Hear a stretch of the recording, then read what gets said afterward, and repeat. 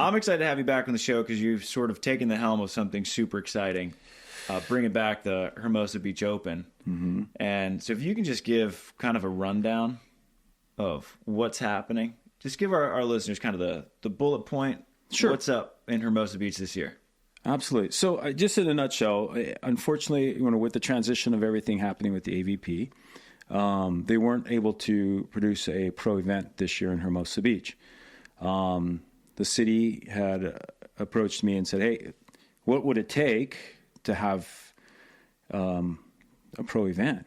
And I said, well, we get all the approval from the athletes that want to support it and be a part of it. And if we can get ideally $200K worth of prize money, I think that would be a great start. So they kind of said, okay. And then they kind of dabbled back and forth with me about how we can do this, what we're going to do.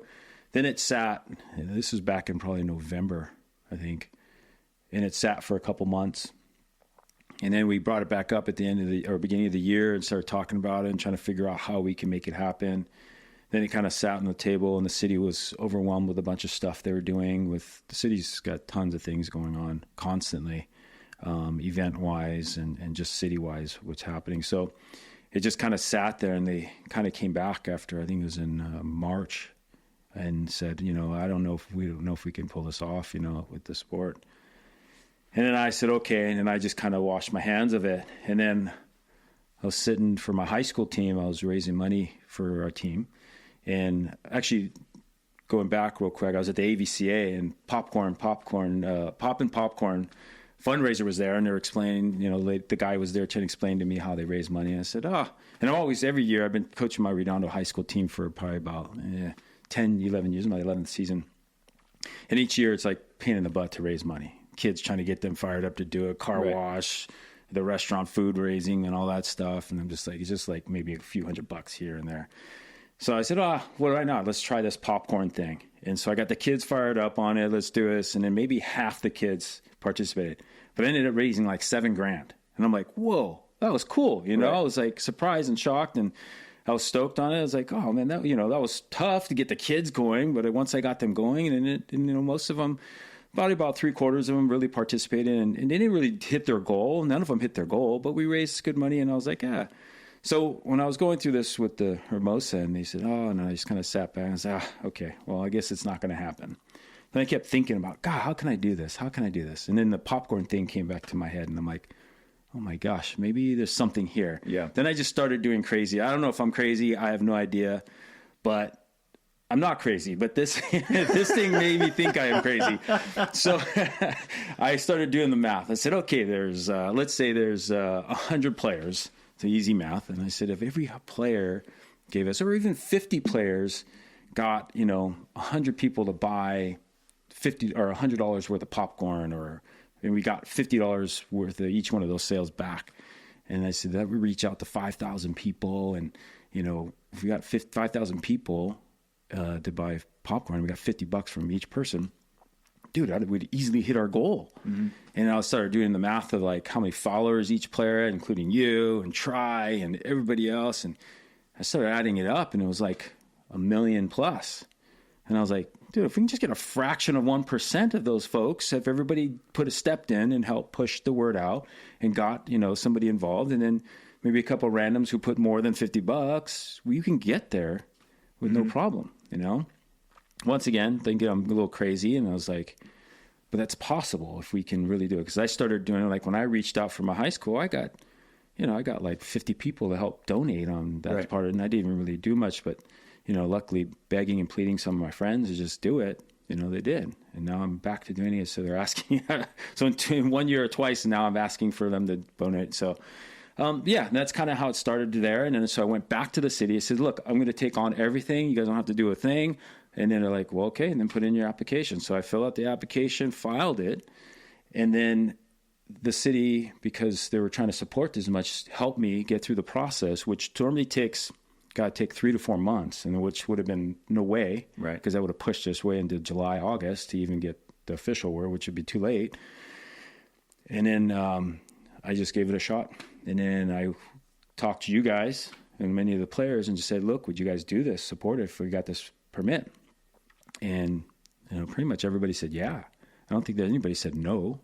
And so that's where it inspired me to go, well, let's keep going. Yeah. And so I went, got the permit, and we finally got the permit officially on the 28th of May, and then hit back to the players and say, we're good to go. Let's go. And everybody seemed to be supportive, and here we are. Working out, getting a sponsor packet on the website. We have a website called hermosa-open.com, and has all the information of, like, if you want to donate, buy popcorn, or sponsor the event. So now we're in that mode. Donations are all tax deductible. Yep. Because you can do it through 501c3. Correct. Yep. Dig for Kids, 501c3. Eric Fenoy Moana's a nonprofit, actually. He offered that up and, worked it out to help us get, use it and then help support the event. So, yeah. Well, I think I speak for almost all the players. What you're doing is much appreciated. Thanks. Because I think that it's always so disheartening when Hermosa doesn't have a big event, because I think Hermosa is my favorite event, and I'm biased because I get to walk to it. Yeah. And I'm also biased because I've had some of my better finishes and better moments there. Mm-hmm. And I love Manhattan too. I just think the South Bay is the best place for beach volleyball in the world. And I've been to a lot of places around the world now. Yeah. I've seen it in a lot of places. Yeah. And I don't think that there's any culture like the South Bay culture with beach volleyball. And it's just better to have it, especially a big professional event. Yeah. And now it's like what you're doing with Hermosa is a semi-open tournament where international players can play so long as they have an American partner. That's what kind of sparked this thing. I think for me personally, it's, and I think a lot of other people, especially my age or older, a little frustrated with how things have gone for our sport.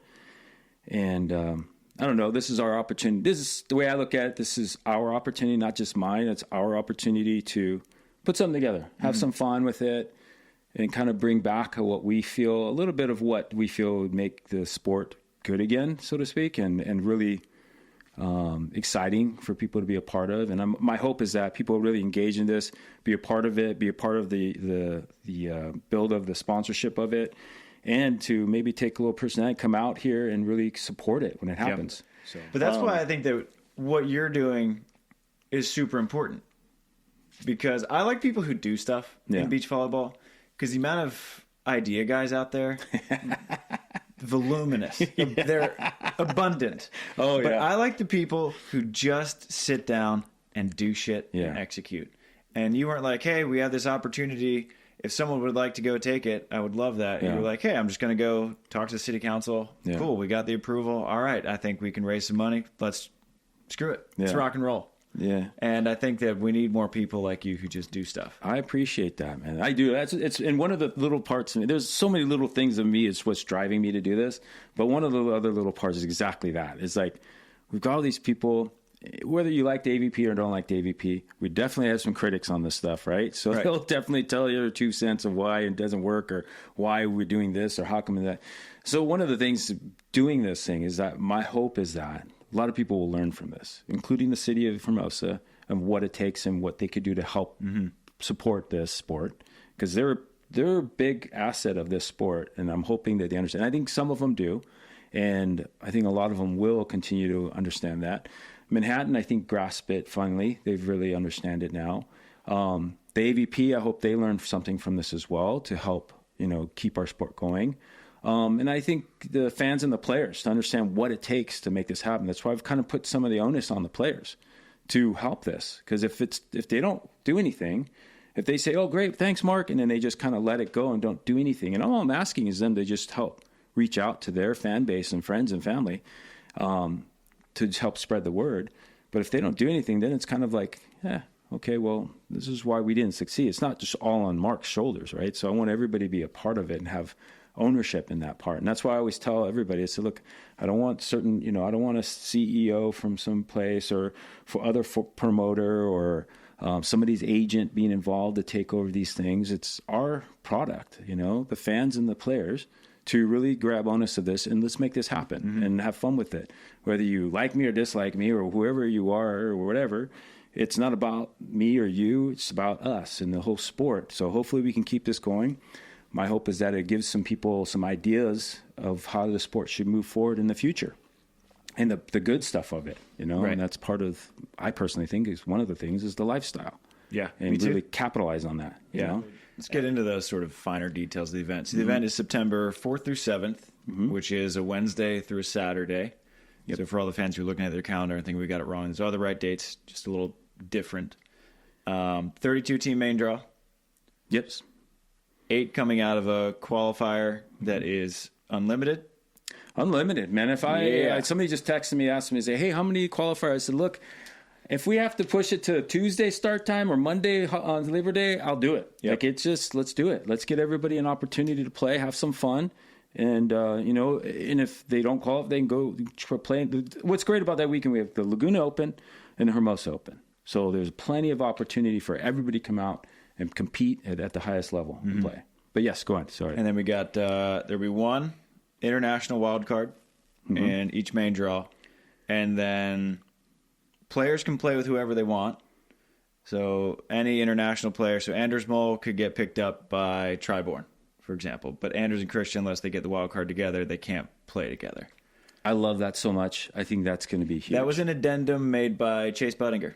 Chase? Yeah. Nice. Yeah. Okay. Chase, because I sent out an email to all the players, and I'm always for a complete open season. Yeah. And because I think that's been one of the toughest parts of the AVP is that it doesn't have the best players in the world. The women, it has a pretty legit argument. If we have a couple of Brazilian teams, you got pretty damn good quality. But for the men, best players in Europe and South America. It's just the way it is. Unfortunately, this time and age, yes. Yeah. And so I'm just like, I pitched complete open season. Let's bring everyone. And Chase said, well, what if we did one wild card plus any international player can play, but they have an American partner? I said, that's a great idea. Yeah. No, and I think most of the players agreed to it, right? Yep.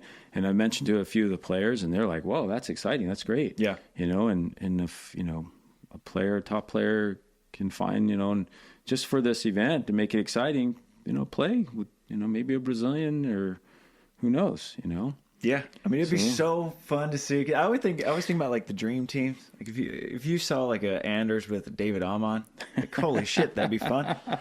But I mean, even American wise, like because everyone always talks about who my hall pass partner would be. Yeah, if I could just drop my guy for one tournament, that's actually a cool thing that Wilco Nijland. I don't know if you've spoken with him at King of the Court. Love Wilco, but he is their event in I think Utrecht. You have to play with someone from a different country. Really? Have to. Which I think is cool. Yeah. Because he said, everyone always talks about it, but then they feel bad about dropping their partner. Yeah. So we're taking that out because you have to drop your partner. Yeah. And I think it's pretty cool. That is hilarious, man. That's great. That's like, it's like telling your wife, like, who's your celebrity hookup that you could get a hall pass with, right? It's like, I love that King and Queen show that does that. And she's like, oh, this actor. And he's like, oh, you're a hairstylist. And she's like, what? They made it too realistic, like too close to home. She was like, no, you said. Anyway, but I think it would be great that way. And I think it'll help really get attention to the tournament and the sport. And maybe we'll see who comes out of it or what comes out of it, But the only question is like, so for example, who's some of the international players that are playing now currently on the AVP? Like who do we have? Like, right now, it's just Brazilians, I think. Well, Brazilians and Canadians. We got Alisson. Oh, yeah, Alisson. Alvaro. Canada would be Mel, Brandy. So would Alisson have to play with American, or would he be able to be that American national player because he's already playing on our tour? I would assume he would keep playing with Evan. Okay. I think he would just. That's a good question, though. So those are probably the things we're going to see getting peppered with. If you can get grandfathered in, because like Tina Gradina, Latvian, can play AVP. She can, right? Yeah, and I think she's going to with a interesting surprise partner in Manhattan. Really, I have to keep off the record for now. Oh, okay. Yeah, so you can look forward to that. It'll be fun. Oh, okay. But yes, I think if you're allowed to play AVP, you're sort of grandfathered in. Would be my thinking on it. Yeah.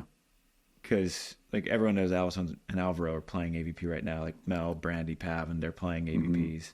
Yeah. So I think they'd be fine. But anybody else, I had a couple Dutch guys reach out, say, hey, like, let me know when the registration's up. Would love to play in this. Like, I would love to have you play. Yeah. Awesome. Oh, that's and let's maybe it's something we have to start soon, just so we can start marketing the event. Yeah. We'll give people who have to bounce out, but if they're willing to help by verbally committing, so to speak, and then help promote with this thing, then that just adds value, more value to our tournament. Yeah. That we can start going, hey, look, we have, such and such signed up for this. We've got, who else signed up for it? I think in that respect, and that'll help get people more involved. And I think it's going to add such a level of intrigue to it, because most of the fans aren't going to travel to Brazil or Stade, Vienna, wherever it may be. They'll watch it on VBTV, but it's such a different experience when you get to see if Alex Brower's here. Yeah. I mean, this dude's been one of the best in the world since 2013, and now you can watch him play here in person. It's such a different experience. Yeah. Or, if an Anders were to come here, I mean, you wouldn't be able to find any room near his court. Yeah. And so I just think bringing some of those talents that they're like these mystical figures overseas. Right? Even for me, like I've seen them, I watched them, but I've never met them in person, Yeah. And that would be like, I'd want to watch them play. Like, wow, okay. Like I've seen them play, but on TV, but not, in life in front of me like that. So that would be, you're right. I think it would be great. So we might have to talk about that and open up the registration a little sooner. Yeah. To get these verbal commitments. Yeah. And then we're going to have to isolate that wild card. Yeah. And then once that happens, the people who have registered to play that are international, then they're going to like, well, we want to go still. Let's right, go they can call. re-scramble. Yeah. And they can go and talk to whoever they want to, and get those lock-ins, Yep. So, I mean, that would be, I think that'd be great. Like, I'm not sure if Taylor is not going to be able to play in it, so maybe somebody want to play with Theo. Yeah. Theo, you ready? Start looking around, start shopping around, start taking numbers. Sorry, Trey, but Taylor, but or Trevor. I'm sorry. I always get those two guys mixed up. Everyone does. The Crabs. Yeah, the Crabs. I mean, it'll be amazing. I think that'd be good. Yeah. So what can viewers, listeners, whoever do to help support the event, help you with it? The biggest thing right now is like the financial portion of this, right? We need to raise money. So the best way you can go is to hermosa-open.com. That's hermosa-open.com, the website, and it explains a lot of the stuff on there. At the bottom of the page, it also gives the opportunity to buy popcorn, as simple as that. Proceeds go to the event. And then Eric Fenoy's Dig for Kids, nonprofit 501c3. So if you want a tax write-off, you can donate straight to that. If you're a business or a company that wants to put a sponsorship idea together, there's a sponsorship package on there as well, with different tier levels on it. And, we're open to discuss what your ideas and, opportunities are. We've got a lot of people and resources coming out, volunteering some stuff, which is great. But none of this comes through unless we have the money, right? And the big goal of having a good prize money will help get these athletes here to really make this a big event. And that's what's going to, once you're that, then everything opens up, is the way I see it, right? So if we can focus on getting that prize money, then we can focus on the production of the live stream to be free for everybody around the world. And, then we can hopefully work with Volleyball World. Hope you're listening. Come again, work with us in getting this thing going so we can really spread this event around the world. But it's going to be free. Regardless, we'll have it free because that's my pet peeve of the whole thing is everything free. Everybody come out, have a good time. We got Kona Big Wave as one of our sponsors for the event, so we'll have some beers. Yeah. That's kind of it in a nutshell right now. Yeah. Well, Mark, you're the man. Thank you. I appreciate you. I think I speak for pretty much every player who wants to play in Hermosa Beach. They appreciate you.